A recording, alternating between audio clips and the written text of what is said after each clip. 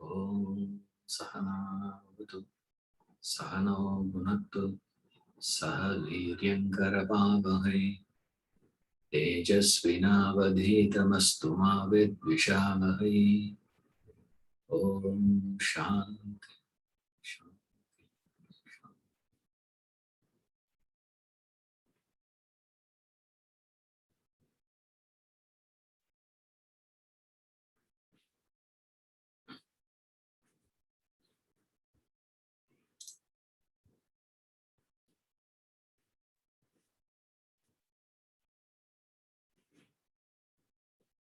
His knowledge versus our knowledge. It is like the difference between a person who had been to Niagara Falls and what is his understanding of Niagara Falls versus a person who had seen the pictures of Niagara Falls. He has the knowledge of Niagara Falls. Now you can change the example also. A person who had been to Taj Mahal vis-a-vis a person who has seen the pictures of Taj Mahal. There is a difference between the two. Sometimes a person who had seen the pictures of Taj Mahal will have greater, understanding of Taj Mahal also, perhaps, because of Photoshop and all that. The camera quality, the angle in which they take, the timing of the click, etc., the lighting, all that would have had an impact. So when you see more pictures of Taj Mahal, you'll have an understanding of Taj Mahal. Whereas a person who had been to Taj Mahal may not have that much of artistic sense of Taj Mahal. However, between the two, there is a difference. I'm not getting into which is better and all that first. Basic thing we need to recognize is there is a difference between the two. This recognition itself, we find it difficult in understanding. Because our understanding of knowledge itself is very unique. What is it that we understand as knowledge? It looks, very interesting if you analyze knowledge. One is the way we use on a daily basis. Or rather, I'll put it across in two ways. Like one is outside the classroom, another one is inside the classroom. Inside the classroom, we use the word knowledge in one way. Outside the classroom, we use knowledge in another way. Right? There are two ways. Outside the classroom, we call somebody to be knowledgeable based on the information that they carry. Inside the classroom, it's not the information, sir. Then what is it? Then what is knowledge? He is a very knowledgeable person. And what is interesting about a knowledgeable person is a knowledgeable person always keeps saying, I know nothing. I don't know. I don't know. He goes on saying, I don't know. I don't know. Like photography, say. You ask the best of photographers, they say very difficult, sir, this is. To click that picture, that exact moment. One was telling, somewhere I saw, he had to, click for about 47,000 clicks. Photos he has taken. A bird is coming, chest, catching a fish. It's not touching the water at all. He's taking one of the best pictures. Sometimes the best, if photographers, they say, by luck, we get times, they say. But for the luck to happen, he has to click how many times? You ask them about, similarly, you ask musicians. Say, which is a raga you can claim to have mastered. That raga is in my control. I have mastered that raga. Can you say one raga like that? You ask the best of musicians, they say, I'm attempting. We are trying, that's all. You go to the scientists, great thinkers, they all say what? That's what he says, the preeminent scientists, they declare it's all relative. What is it, sir? All that knowledge creates what?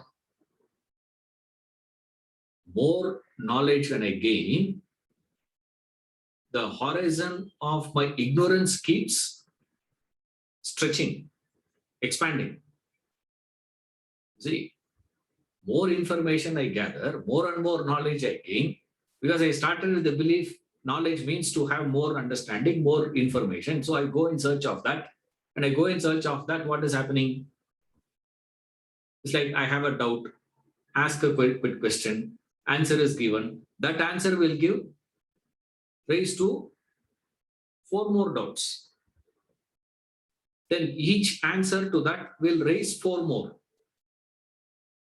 And 4 more. If you see that down the line, after asking 5 questions in your life, you would be totally convinced, I am totally confused. After that, you can't take class. You can't give a lecture. We are so eloquent, there's no problem. Why? We don't ask any questions here. So there is no problem for you, there is no problem for me. The moment you ask questions, every answer to the question brings about new question. Thereby what happens? More knowledge means more ignorance. So who is a wise person? Who is a knowledgeable person for us? As far as we are concerned, a knowledgeable person means the one who doesn't know and he knows that he doesn't know. Appa. So you have to get a double PhD for you to say what? I don't know. So that's what Swamiji would say to us.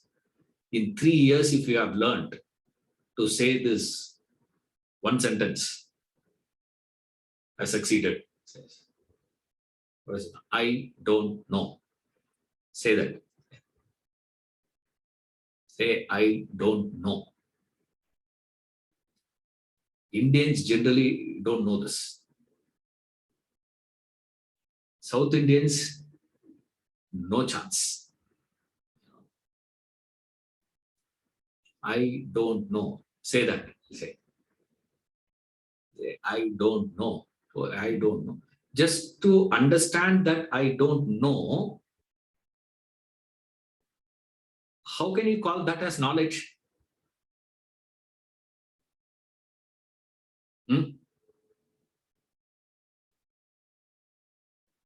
Is that knowledge? It's like absence cannot be considered as knowledge, no? Recognizing an absence is not treated as knowledge. Because if I ask you, do you know stock market? You will say, what? I don't know, sir.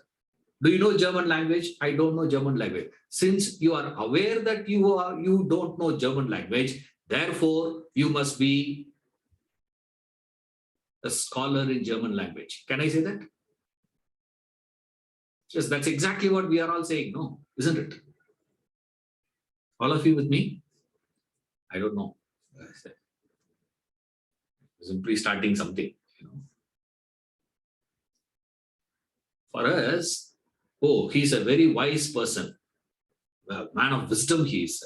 What is the mark of a man of wisdom? He should say, I don't know. That's exactly what I'm also saying. I don't know German language. Therefore,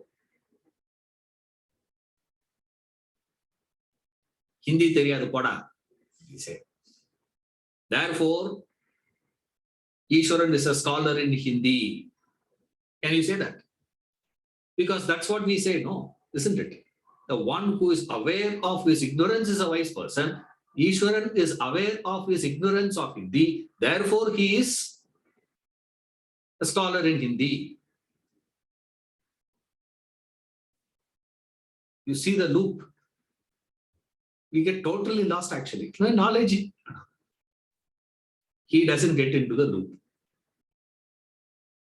You see that? That is his knowledge. Our knowledge is what?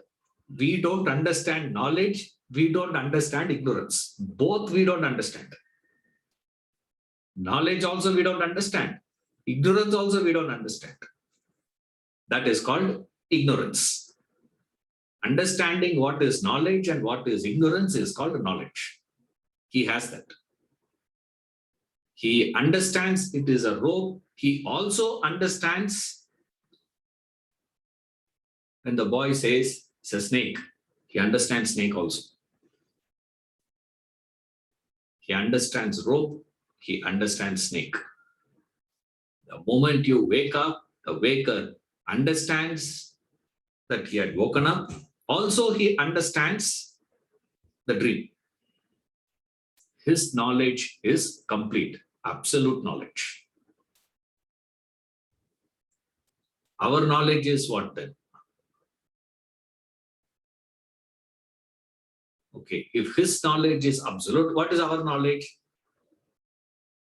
Linguistically, we will say our knowledge is relative. What is relative knowledge? Relative knowledge is a wise person is one who says, I don't know. And we believe that to be some great wisdom. You don't apply yourself. Therefore, it looks like a great wisdom, to say that I don't know. And then they say, you should know that you don't know. Next level. Okay, I know that I don't know Hindi. Therefore, I am a scholar in Hindi. Therefore, can you say the great awakening that is? Knowing that you have a disease, not knowing that you have a disease doesn't make any difference as far as a person who is diseased, isn't it? Is it going to make any difference? You have disease, you don't know that.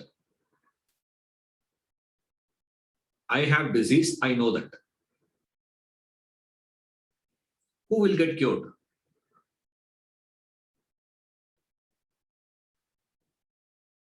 Who will get cured?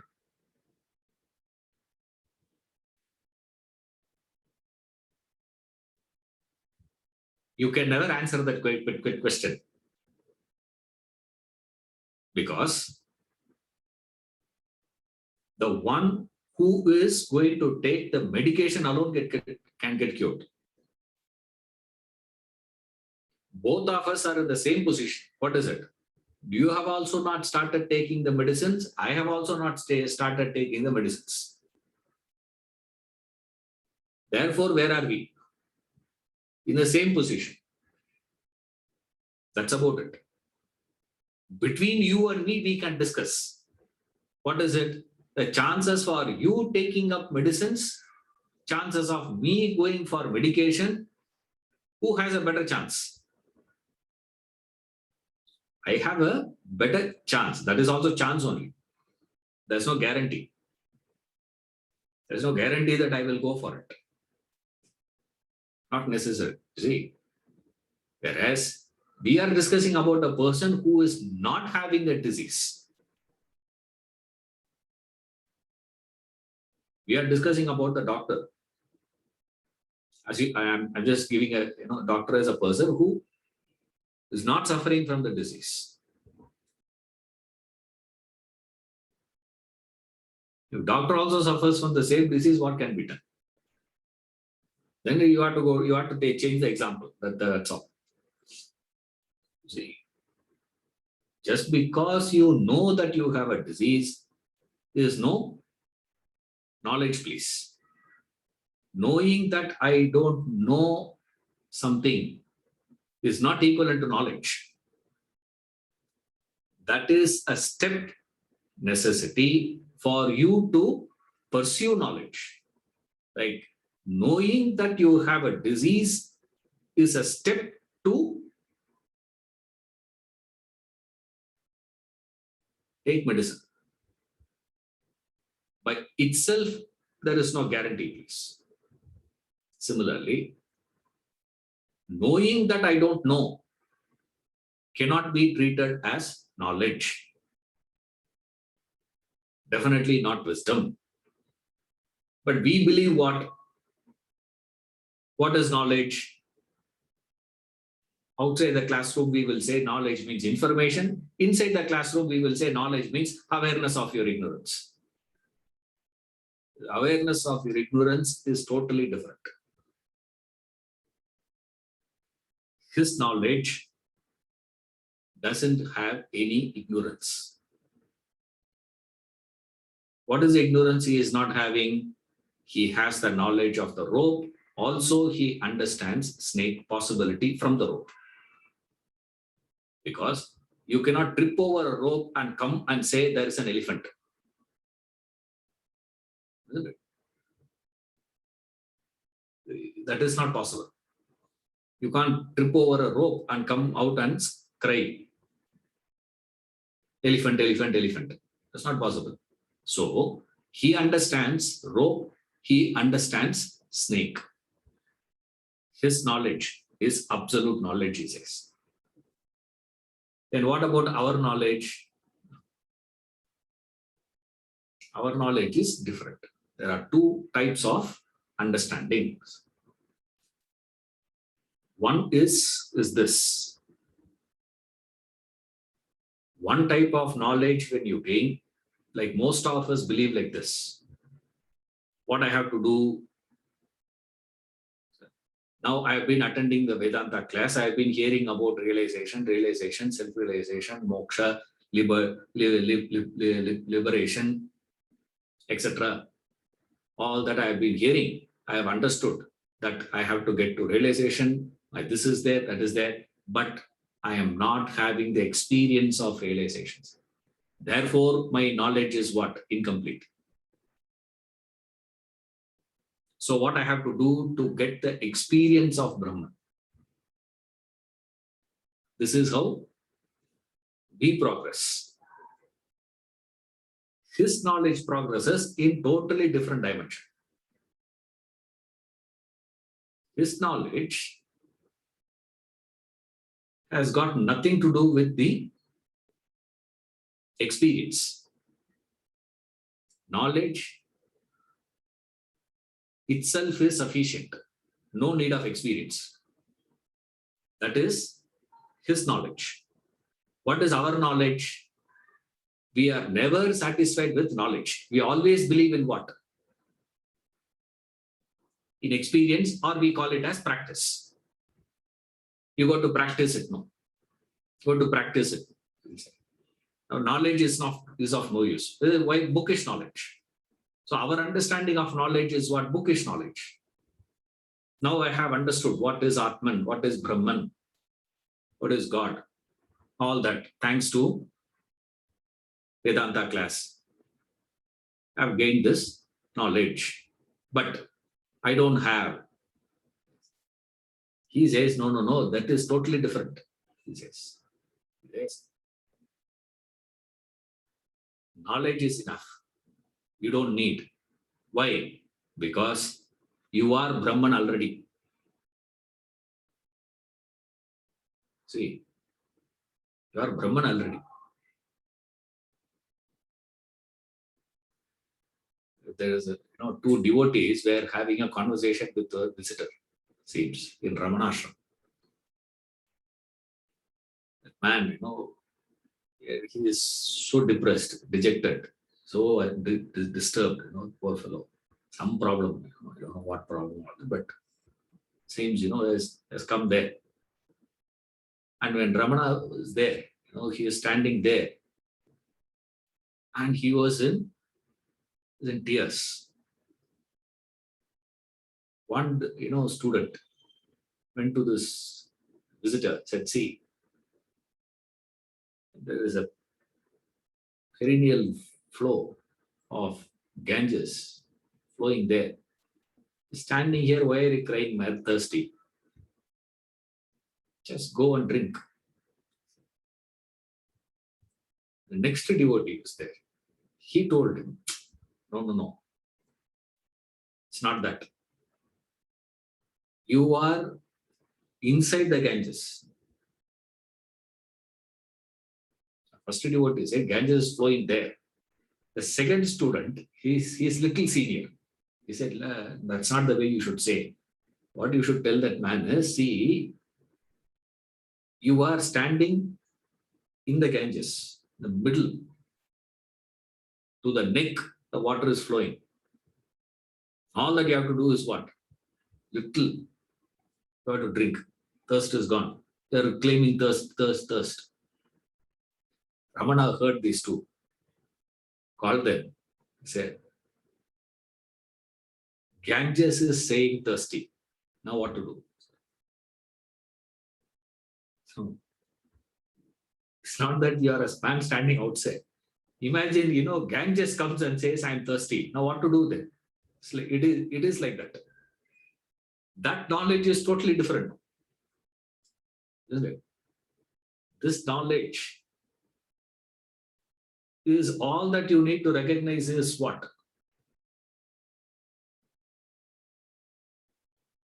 I am Brahman. That's all. That understanding is sufficient here. That understanding will not trigger that need to go in search to experience it. Because I have to experience means it is somewhere in future. You postpone it. Vedanta, the beginning itself, it says, you are that Brahman. That's it.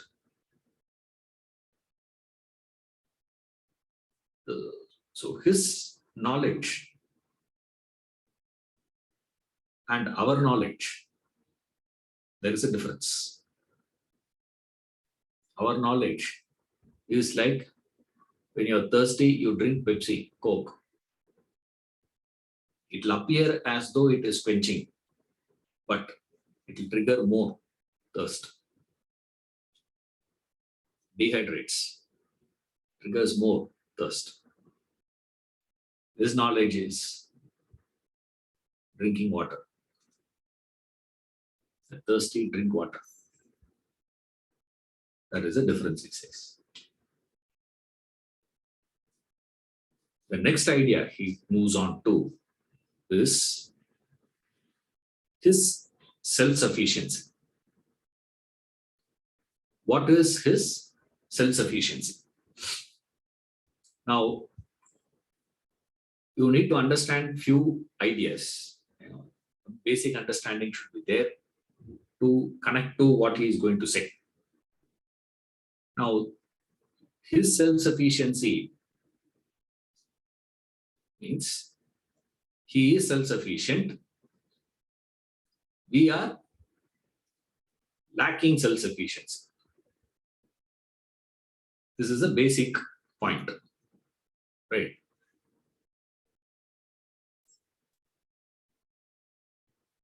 First, I'll read and then I'll explain, because it may, unnecessary, it may, cause a confusion. I don't want to complicate it because he is explaining it in full detail. So since he is going in full detail, I don't have to, do so much of details. I suppose, I don't know. Let's see. His self-sufficiency, page number 261. That's in my book. I don't know in your book, what is it? Okay. Living beings can be classified under three categories: plant, animal, and human. Of the three, the plant is most dependent upon the world for its survival. The animal is less dependent, yet much dependent on the environment. A human being alone is designed to be independent, self-sufficient. A self-realized person enjoys absolute independence. He does not depend on anything in the world. Nothing in the world can in any way affect his absolute state of peace and bliss. A plant needs attention. If you leave a plant unattended, it will perish. Water may be available a few meters away. That will not help the plant. If there is no water at its root, it will die. So also, if it is denied direct sunlight, it cannot help itself to the blazing sunlight just around the corners. A plant is wholly dependent upon the world around. An animal is not totally victimized by the rigors of the external world. It can adapt itself to an extent to different environment and circumstances. If food is not available at its location, the animal finds it elsewhere. If its dwelling place is not suitable, it moves to more conducive environment. Birds and fishes are known to migrate hundreds, thousands of kilometers for that purpose. Nevertheless, all these creatures have a limited capacity to adapt themselves to the changing world. A human being enjoys far greater freedom. He is least dependent upon the stern laws of nature. He can harness nature by artificial devices, conquer space by incredible speed, annihilate time by electronic equipments, replaying past events, consume processed food in place of natural produce, cure disease with medicine, substitute virtually anything for that is found wanting in nature. Humans possess such phenomenal powers, yet you find yourself persecuted by the ever-changing world. The reason for victimization is your unintelligent identification with the body, mind, and intellect. Through your constant attention upon these equipments, you have become one with them. Whatever happens to them happens to you. The outside world, constituted of objects, emotions, and thoughts, can affect your body, mind, and intellect, but not yourself. The self within is immaculate. It is transcendental. Nothing terrestrial can influence it, affect it. So first, he is giving a comparative analysis of the living beings. So most of you must have heard this several times. So it's not such a complicated idea. So it's a very simple one. Plants are totally dependent. Animals, partially dependent. Humans, potential for independence is there. But is he independent is a different question. Right? But with reference to the external things, there is a difference. A plant is totally dependent. When he says animal is dependent, he says he is referring only to the aspects pertaining to their survival. If a plant has to survive, it is totally dependent. Animal has X amount of adaptability. Therefore, it is not totally dependent. Human, for his survival, he can harness so many things. For his life, he can do so many things. Thereby, he is supposed to be totally independent of the world. But then the question comes is he really enjoying that independence? Our observation doesn't seem to be. That's what he says. You're still victimized by the world. So still there is a victimization here. Why? Because of your unintelligent identification. When you identify with the things unintelligently, that unintelligent identification is this. So you are victimized. Why you are victimized? Because of your unintelligent identification. Then what happens? Whatever happens to them happens to you. What is that? Simple example. You identify with your child, then success of the child becomes your success, failure of the child becomes your failure. No? Isn't it? A child is writing the exam. Sorry, we'll say in a dog show, when the winner is announced, who jumps? The show is for the dogs. Okay. So who has won? The dog has won. When the announcement comes, who's jumping? The owner is jumping. This is called unintelligent identification. You may be wondering, what is, big words he is, they are using. What is this? Victimization, unintelligent identification, nothing. It is just your association. You associate, and how do you associate? This is my child, my dog, my dog. Doesn't make a difference. Wherever you identify. Same way, you have started identifying with my body, my body, my body. Same way, my mind, my mind, my mind. My intellect, my intellect, my intellect. What I think is, always, we will say, there used to be one person who would ask me in the class, the moment, he will raise some point and ask, so what is your opinion on that? I don't have any opinion on this. What do you think? Shankara says this, Madhvacharya says this. What do you think? I said, I don't know. You asked me what I said. Madhva, Shankara did not appoint me as a spokesperson for them. They did not appoint Ishwaran, please go and explain to these people. They're not understanding what I'm talking. They didn't appoint me. After 4 or 5 times, only they understood the way you are asking itself, what is my thinking? Of course, the moment you speak, it is your thinking only. You can never speak somebody else's thinking, isn't it? Unless you are going to be quoting someone.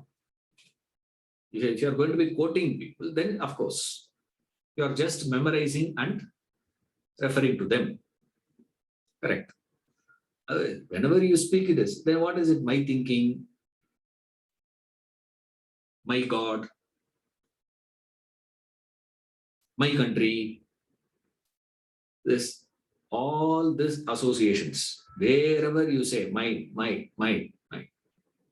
So unintelligent association is victimization is unintelligent association. Therefore, what you have to do, sir? Have an intelligent association for you not to be victimized. Correct. Then the question comes, what is the meaning of intelligent association? Victimized because of unintelligent identification. If I have to escape from victimization, what I have to do? Intelligent association should be maintained. Now, what is intelligent association? Intelligent association means no association. That's called intelligent association. You refuse to identify. You refuse to claim something as mine. Don't do that in front of me. Okay. You don't follow, got a new car. I said, no, your car. I said, what is mine in the car, sir? I said, leave the key and go. Ayyo. Then leave the key and go. No, I have one empty parking lot here. My parking lot is empty here. So I said, leave it and go. No, no, no, no, no. Don't try all that. Okay. Refuse to identify. Refusing to associate. Associate, what we are referring to, is a mental association.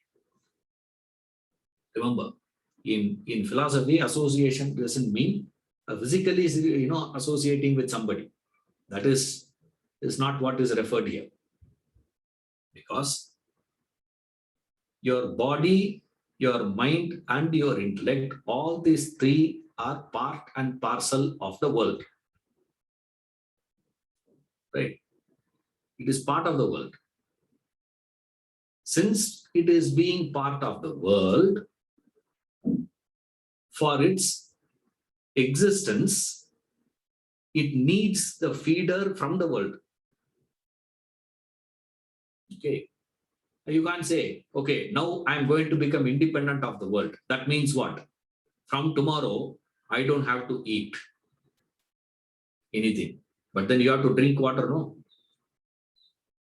From the world only. I say, no, water also I'm not going to do. Then you have to breathe, right? Air. Air is part of what? So you are dependent on the air. You are dependent on this. See, we are not referring to independence doesn't mean you don't do all these things.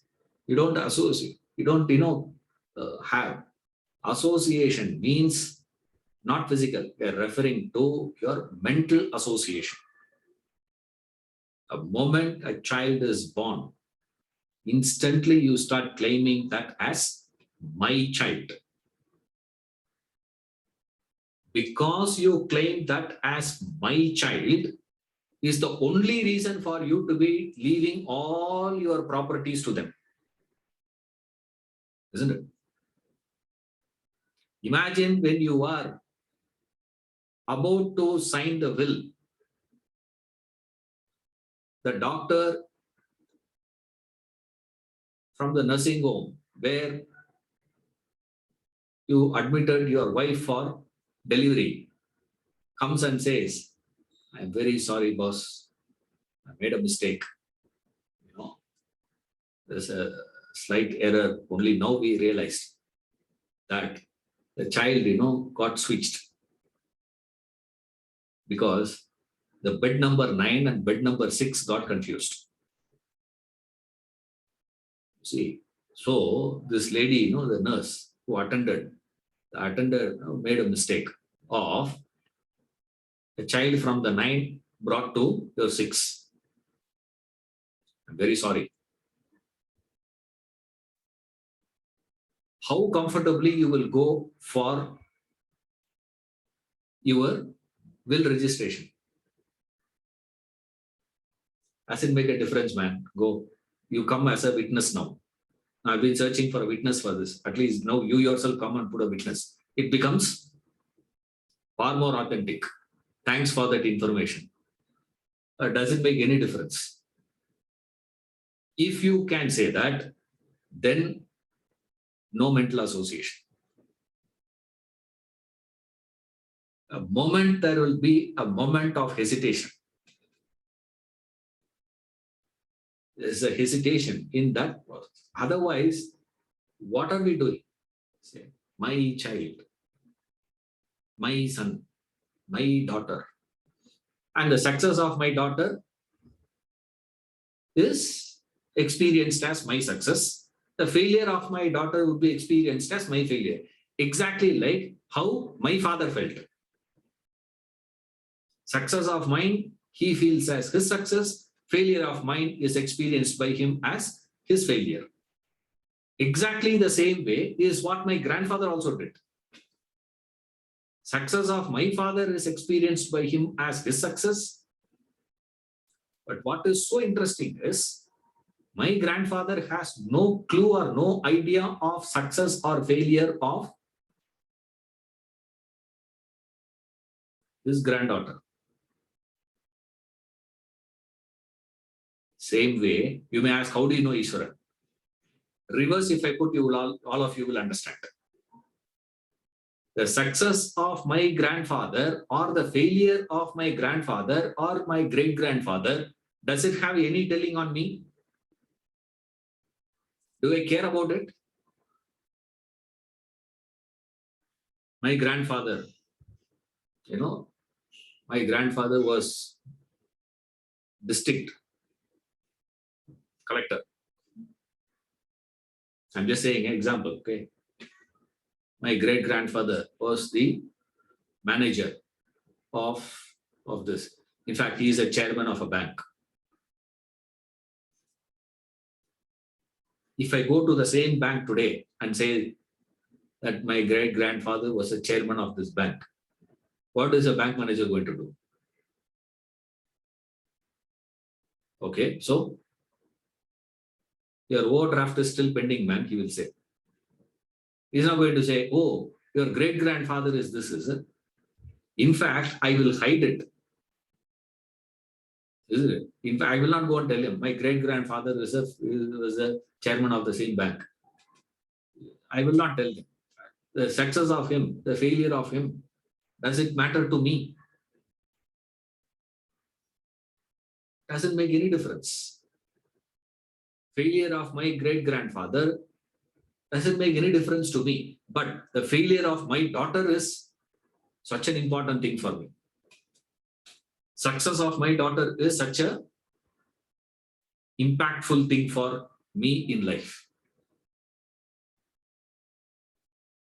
It's fascinating to see. That's what is known as mental association. I associate with that mentally. That's what he says. The reason for victimization is your unintelligent identification. With what? With your body, your mind, with your intellect. Meaning body, mind, intellect means all that is connected to that body, mind, and intellect. Understood that is.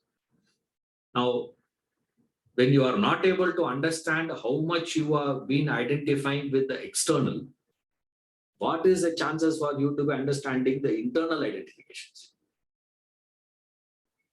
That's why we give these examples. Plant is not so dependent. I'm sorry, plant is totally dependent. Animal, not so dependent. There's little independence it has. But human has a potential. That's all he says. He has a potential for this. And he has a greater freedom. But the freedom that he is enjoying is also relative freedom only. Whereas his freedom that this man of realization experiences is absolute freedom. Is totally independent of the world. Now, independent not in the sense like what we understand independence, okay? Remember that. To live up to the status of a human being, you must shift your focus of attention from the body, mind, and intellect to the real self. To the extent you identify with the self, thereby detach yourself from the material equipments, you shall be free from the persecution of the world. You shall gain your independence. A self-realized person, having merged with the self, becomes totally self-sufficient. He enjoys absolute independence, revels in supreme liberation. People everywhere seek liberation in the world. Every human craves for sweet liberty. Some leave their motherland and move to other countries in search of freedom. Battles have been fought all along human history in the name of liberty. Freedom fighters, liberty seekers attain their limited goals in the world. But none has found true freedom through external pursuits. All the successes that people claim fall within the boundary of the world. But the world itself is one large prison. They are limited, restricted to the prison house of the body and its perceptions, the mind and its emotions, intellect and its thoughts. In effect, they still remain bound to the world. So, The desire to liberate, to free oneself persists. Such persistent yearning for independence actually emanates from the Supreme Self within. Your real self is boundless, infinite. Hence, you can never find satiation until you realize your original self. Not knowing this truth, the ignoramuses seek freedom in the world. In the past, people believed that the sun revolved round the globe. The truth is to the contrary. A scientist who declared that the earth was round and not flat was done away with. Likewise, spiritual ignoramuses the world over reject, condemn the wise who declare that true freedom lies within oneself, not in the external world. It is no doubt difficult to straightaway attune to the inner self for attaining ultimate liberation. People take to the easy way to find freedom in the external world. Such freedom is of an impermanent nature. You cannot rely on the world only for your liberty. Realizing the uncertainty of the changing world, you must gradually shift your reliance to the external self rather than the world for the peace and bliss. You must attain absolute self-sufficiency. The following episode drives home the need for the shift in focus. A village was submerged in a deluge. A man managed to climb a tree and cling on to one of its branches. A bird was also perched on the neighboring branch. Torrential floods continued to flow below. Both man and bird were resting on the branches, but their statuses were different. The man was totally dependent on the branch. If the branch were to break, he would perish in the waters below. Whereas the bird was not dependent on the branch. Even while sitting there, it relied on its wings, not on the branch. So it is with human life. In the flood of desires, people make use of the world for their pleasure and joy. Few realize that they have become wholly dependent upon the changing world. They suffer from mental tension, stress, and strain. When the world breaks down, they perish, like the man hugging on to the branch. But a person endowed with self-knowledge is free from tension like the bird with wings. Though he makes good use of the world, he never relies on it. He remains ever attuned to the supreme bliss of his own self, remains wholly self-sufficient. This is the fundamental difference. Now, first he gave the comparative, and then he starts explaining what is the difference. What is the difference between this? The bird is feeling so secure, even though there is rain, there is flood, there is wind, and the branch is also appearing to be breaking. All that is there, but the bird is able to keep its peace. It is restful. Whereas the man is so disturbed because the flood levels are rising. Also, there is a wind. Also, the branch is weak. If it breaks, he's finished. It's totally dependent. That is a comparison he is giving between what we feel and what he feels. He is like that bird. We are like that man. That's all the differences, he says. Now, we have this. We feel, we work, we do all sorts of actions. You slog and slog and slog, acquire. Why do you acquire all that?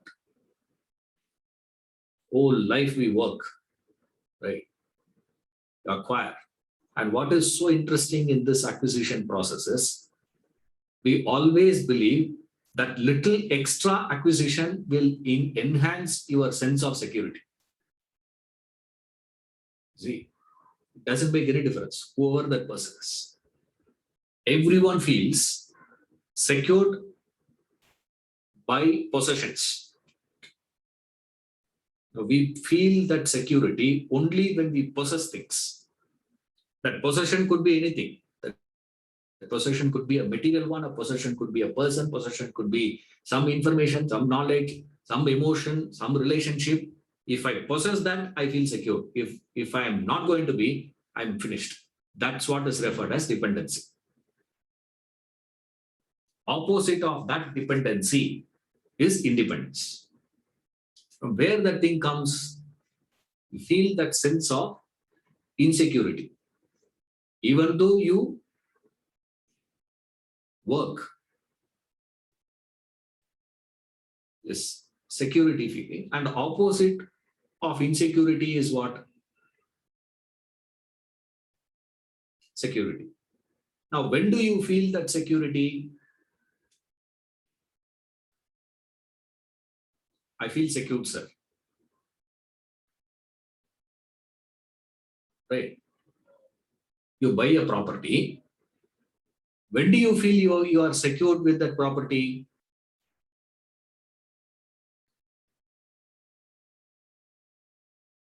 Only when the registration is completed. Isn't it? Till that registration is not completed, you can never be sure of it. That's why property transactions and all those things, the buyer will go to the seller's house and bring them to the registrations office. Have you seen that? They will go. Because halfway through coming towards the registration office, that fellow, suddenly he changes his mind. I don't want to sell. Finished. You see? So when can you feel secured? The transaction is completed.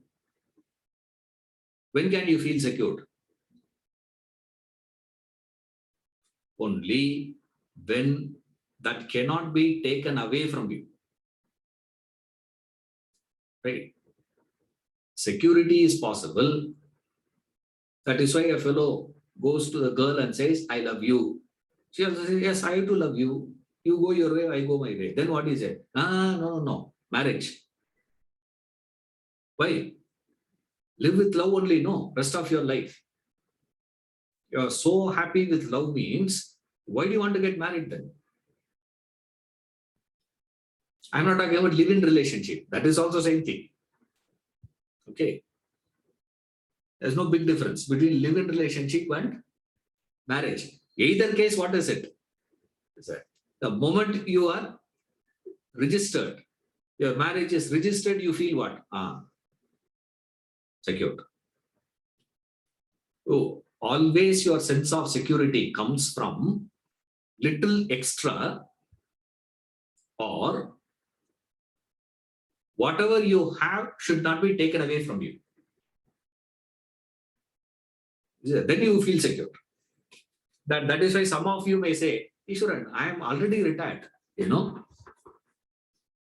I had a business, retired, I given it off to my son, my son-in-law or my brother, someone, is doing it. They are doing it. Oh, I'm retired. There's no problem for me. I am fully, I feel that security.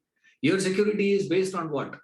The fact that you believe whatever you have already with you will not be taken away from you.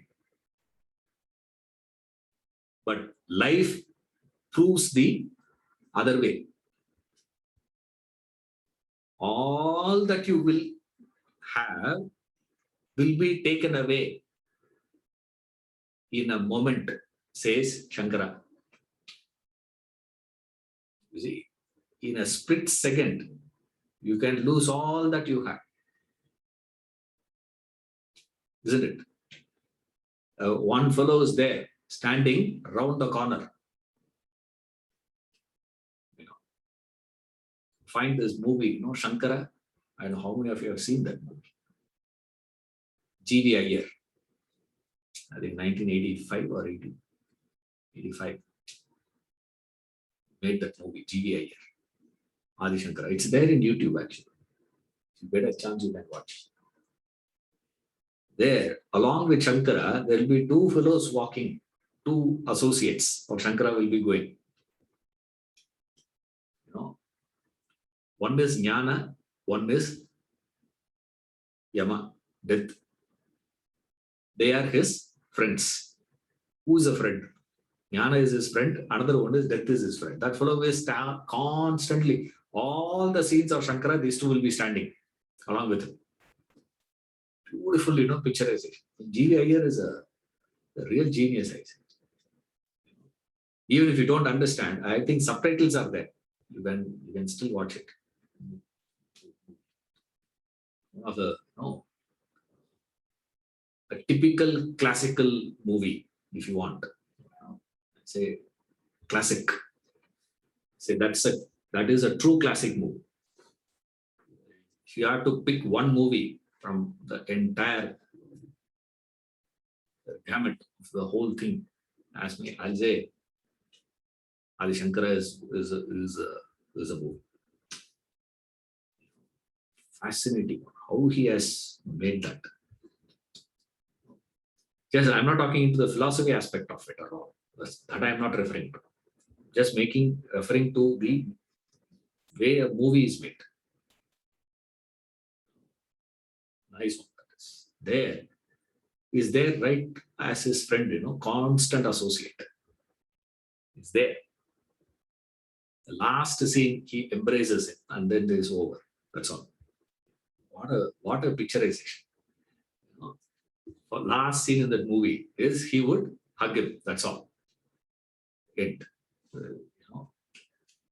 Nice way to portray. He's a friend. Just hug him, man. The death will take away everything, whatever you have. If you are not dying, that will die. You say, I don't die, I am still there, but that person is gone.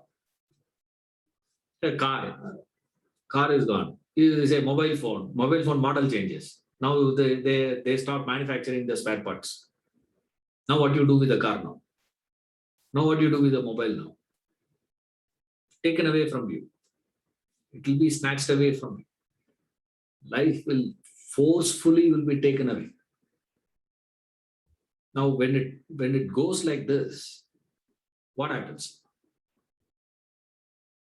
So for you to feel that sense of security, you say what? To terminate that insecurity feeling alone, you go on acquiring. And what is so interesting is any amount of acquisition is not going to give you that sense of security. So if acquisition is not going to be giving you the sense of security, then where is a possibility for you to feel that sense of security?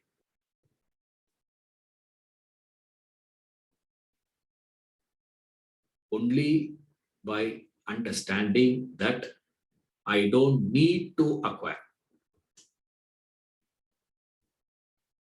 That is the knowledge he is referring to.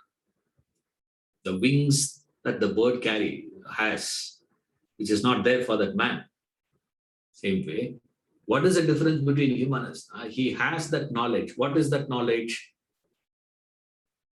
That capacity in him to understand that I don't need that extra acquisition. Otherwise, all of us have this is a sense of insecurity. And the causes of insecurity will vary from person to person. Remember that. There's no single reason for security. See, one person feels secure with you. Another person feels insecure with you. Isn't it? One person takes you as a friend, another person takes you as enemy. No. Isn't it? Pandavas were feeling secured in the presence of Krishna. Kauravas were feeling insecure in the presence of Krishna. Duryodhana was feeling secured with Shakuni. Yudhishthira was feeling insecure with Shakuni. That proves what? You feeling secured with me or you feeling insecure with me has got nothing to do with me. Isn't it? Feeling secured with Krishna or feeling insecure with Krishna has got nothing to do with Krishna. One person feels secured with money, another person feels insecure with money. All the problem is because of money only, sir. Money is the problem. One fellow. Another person says what? All the problem is because of lack of money.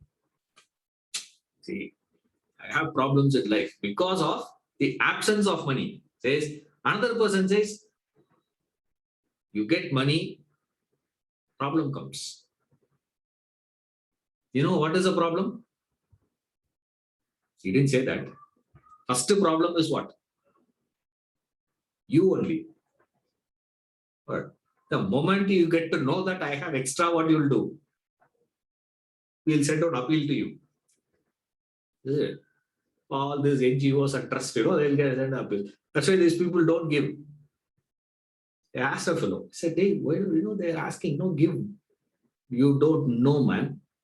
Said, this, I've made that mistake. He was referring to another, one big, well-known institution or an NGO. I gave them, once they called and they said, we are in real trouble and, we need this for emergency for this one. I gave. Now, you know what's happening? Every week I'm getting a call from those people saying this emergency, that is. I'm not saying you should not give. I'm not saying what he give, but he was referring to me. He says, I think I made a mistake. Why? The moment, as far as he is concerned, he made a mistake by giving. Another person, he says, now, what is it? Having money, problem. That's why no man, that's one of the rules he says. Kautilya's Artha Shastra, there, he gives one of the things. Never reveal your true income to anyone, including your wife. All of us will say, that part we are all following Ishwar. One dimension of even government also will not show.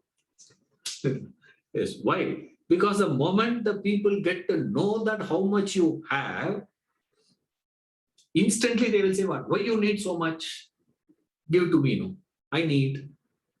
Now you can't tell them, I have, but I don't want to give you. See, how will you answer that? So he says, I feel so tension, with money comes problems. Another person gives you series of things for how he feels sorry by not having it. In acquisition, one feels secure. In non-acquisition, another person feels secure. Wealth, of relationship, anything for that money. One fellow feels secure with money, another fellow fears money. That's what I meant. See, one fellow feels secure with money, another person feels fear with money. One person feels secure with popularity, another person fears popularity. What is it then? Why do you feel that sense of insecurity? What triggers it? Where is it now? It says the ignorance is the cause of your insecurity. What is ignorance? The belief that having little more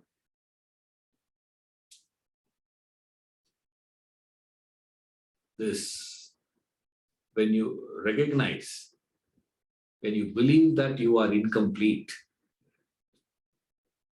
you will attempt to go for completion, and any amount of effort that you put in for completing that incomplete will remain incomplete only. Therefore, you will always be the same position. So you start with insecurity, you live rest of your life with insecurity, you die in insecurity. And what is his self-sufficiency? Says, there is no need for me to feel. Why? For I am already paripurna. Only when there is something lacking, only there has to be something added. No, I do not lack anything. There is nothing missing in my life. The moment you understand that, the moment you recognize that fact, then you take a stand, I don't need. In that stand alone, he feels self-sufficiency. I don't need the branch, but I use the branch, says the bird. That man says, I use the branch because I need the branch. That's the difference. Why? Because the bird knows. Suppose, imagine the bird has forgotten that it has wings. What happens? That bird may be having the wings, but it has forgotten. Then what happens now? That bird and that man are in the same position. Even though the man is lacking wings, the bird has wings, but if the bird is ignorant of the presence of its wings, is as good as the man who doesn't have wings at all. So both become totally dependent. So the bird says it recognizes the fact that I don't need it for me to survive. If this branch breaks, I flap, I go and perch onto the next tree. I relax and enjoy. And if I get bored, I go to another one. I can enjoy that. But this man can't say that. You see, this man is incapable of that stand. So what is that is making you the difference? The self-sufficiency that we experience is all dependent, finite, temporary. The security, the sense of security that we feel is temporary. Whereas his sense of security is absolute. He has no problems. That is the difference, he says, between his self-sufficiency and our self-sufficiency. See you in the next class.